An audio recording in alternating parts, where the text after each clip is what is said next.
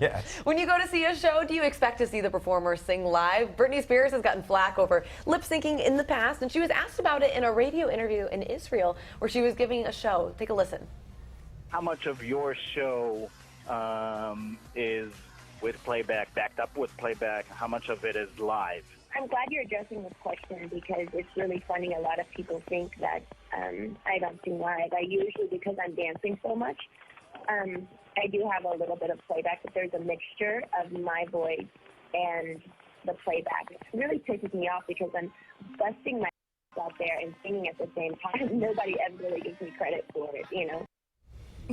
Poor Britney. Sick and tired of it. She's sick. That's like the angriest I've ever seen her, too. Just leave Britney alone. Let her be. Leave her alone. This is interesting that she's addressing this because this is something that's been talked about for years. We just had, I think, the song Toxic, rather, was released without any auto-tune recently. right. So people are all kind of quick to jump on her, but I think it's totally legitimate that she plays or she sings with kind of that backup playlist that's going on. You know, there's a little bit of the sound mixing going. Her show is 90 minutes of very big dance routines. Yeah, I mean, I would think that most artists, whether they want to admit it or not, probably have some help out there. And I do think that maybe some people you go to see, like an Adele we were talking about, and you're expecting beautiful vocals and performances, but let's be honest with Brit, it's been more of the show factor and the wow factor and the entertainment and the dance. So I think it's interesting to see her get that worked up because I think she's usually a very peaceful person in interviews, but I think she just kind of feels like, come on, like I want to be taken